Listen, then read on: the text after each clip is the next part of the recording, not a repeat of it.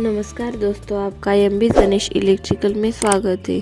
तो चलो दोस्तों, आज हम जानने वाले फायर के बारे में। फायर के 4 प्रकार हैं। पहला प्रकार फायर बकेट आज हम देखने वाले हैं। आज की इस पोस्ट में हम आपको फायर बकेट के बारे में बताएंगे। फायर बकेट क्या होती है, फायर बकेट का इस्तेमाल कहाँ किया जाता है। आपने बहुत जगह लाल रंग की बाल्टियों को लटकते हुए देखा होगा और उनको देखकर आपके मन में यह सवाल आया होगा कि आखिर यह क्या होती है, या फिर आपसे कहीं ना कहीं इंटरव्यू में भी फायर बकेट के बारे में पूछा गया होगा। तो इन्हीं सब सवालों के जवाब जानने के लिए हमारे इस पोस्ट को शुरू से लेकर लास्ट तक पूरा पढ़ें और इसकी पूरी जानकारी लें। जब भी बात फायर एंड सेफ्टी की आती है तो हर कोई सबसे पहले फायर फाइटिंग इक्विपमेंट और फायर एक्सटिंग्विशर की आदि इन सब चीज़ों का जिक्र करता है, लेकिन फायर बकेट के बारे में आपको बहुत ही कम सुनने को मिलता है। अक्सर देखा गया है जब बड़े बड़े अधिकारी या फिर फायरमैन कहीं पर आग लगने पर फिर वैसे इंस्पेक्शन के लिए आते हैं तो वह भी फायर बकेट का कभी कभार भी जिक्र करते हैं। एक तरीके से देखा जाए तो फायर बकेट को सबसे अच्छा फायर एक्सटिंग्विशर भी कहा जा सकता है, क्योंकि अगर यह खाली हो तो हमें इसके रिफिलिंग कराने की ज़रूरत नहीं पड़ती। हम साधारण रेत का इस्तेमाल इसको रिफिलिंग करने के लिए कर सकते हैं। इसकी कोई एक्सपायर डेट नहीं होती, ना कि हाइड्रोलिक का या कोई अन्य टेस्ट करने की ज़रूरत होती है। साथ ही फायर बकेट बहुत ही सस्ता पड़ता है और इसको हम कहीं पर भी इस्तेमाल कर सकते हैं या फिर लगा सकते हैं। इसका फ़ायदा, सबसे पहले आपके मन में यह सवाल आता होगा कि जब हम ABC आदि प्रकार के फायर एक्सटिंग्विशर का इस्तेमाल करते हैं तो हमें फायर बकेट की ज़रूरत क्यों पड़ती है।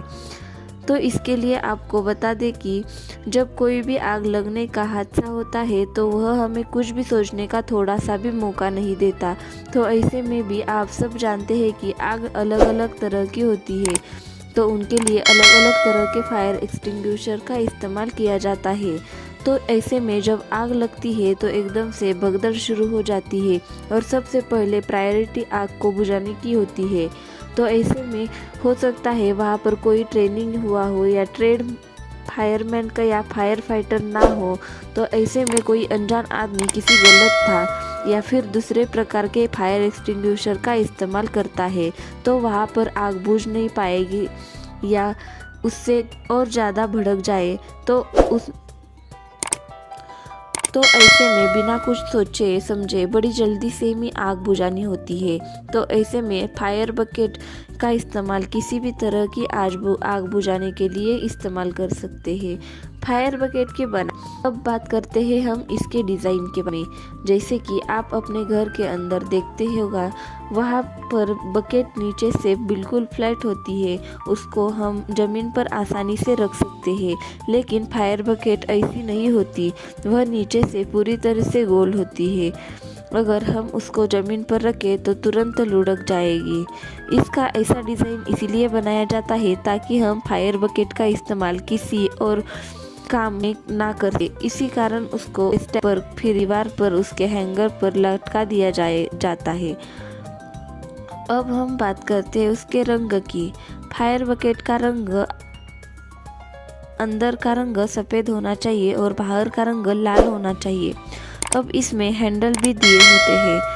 एक हैंडल जो कि मुख्य हैंडल होता है, इसी हैंडल की मदद से फायर बकेट को स्टैंड पे लटकाया जाता है और दूसरा हैंडल होता है जिसको पकड़कर हम आग को ऊपर रेत को फेंक के मारते हैं। इन दोनों की रंग की बात की जाए तो यह दोनों ब्लैक यानी काले होने चाहिए।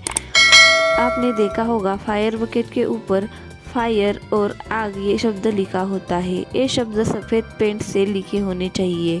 और इसके आकार की बात जाए तो इसका आकार 75 मिलीमीटर का होना चाहिए। साथ ही उसको आधा इंची लगभग यानी 12 मिलीमीटर मोटा भी होना चाहिए। फायर बकेट का इस्तेमाल कहाँ कहाँ किया जाता है।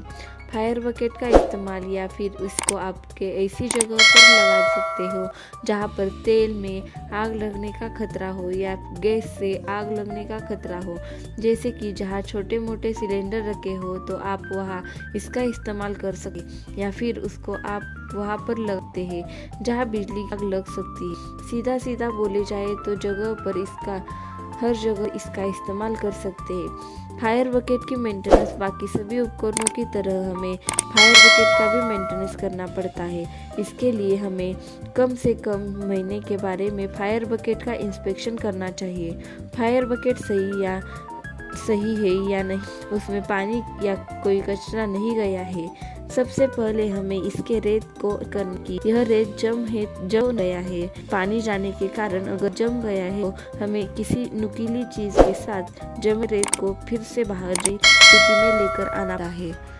Thanks for watching.